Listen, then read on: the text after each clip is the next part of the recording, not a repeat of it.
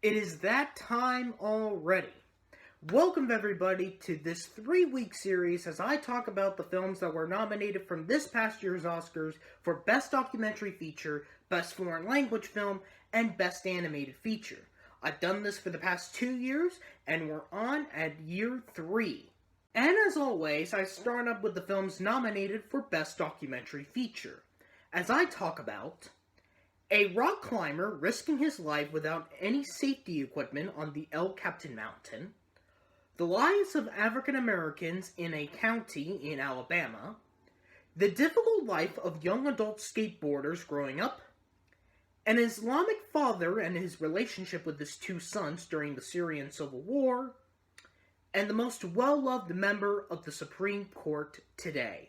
And the films I'm talking about are Free Solo, Hale County, This Morning, This Evening, Minding the Gap, Of Fathers and Sons, and RBG.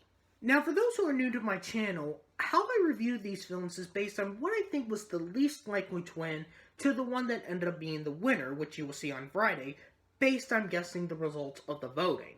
And starting up this week is our Foreign Documentary of the Year, which is an Arabic film from Germany and Syria, and the one that no one predicted to get nominated, except the Independent Spirit Awards, and won the Grand Jury Prize for Best World Cinema Documentary at the Sundance Film Festival.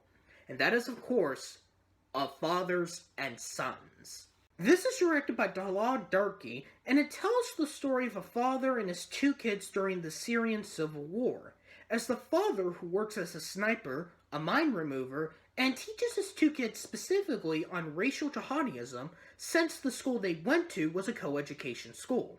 However, during a mission, he ended up losing his lower leg due to an explosion from a mine.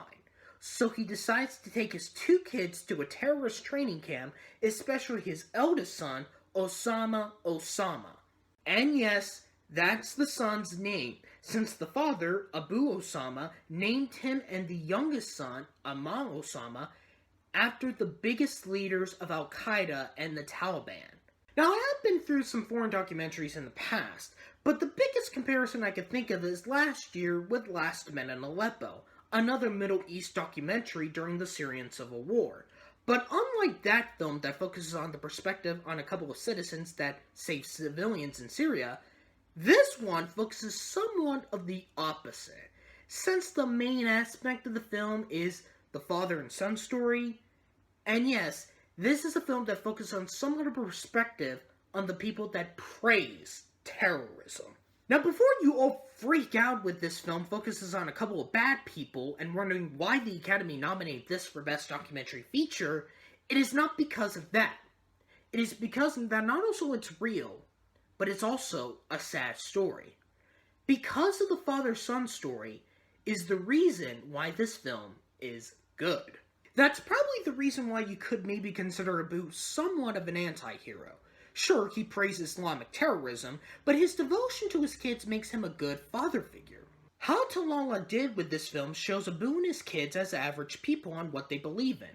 They do praise their God and their life is going good for them, but they're also somewhat scared that the Syrian war will end in a while. It's been over 8 years since the war began. And also with Abu losing his lower leg, I really felt bad for him, because he really can't do anything. That's the reason why his sons were next in line to fight. His sons are really a big part in this film, but I'd rather not go into too much detail here. Now, before I give my final thoughts on this film, this doesn't mean I support them in real life. I'm judging this as a movie. Overall, despite some technical issues, I say that this is a good film. Not great, but I can see why the Academy gave this film some recognition.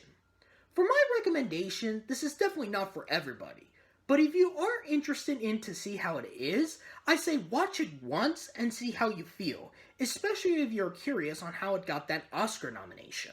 Next up, we go from a life about a family in the Middle East to an African American life that's located in Hale County, Alabama.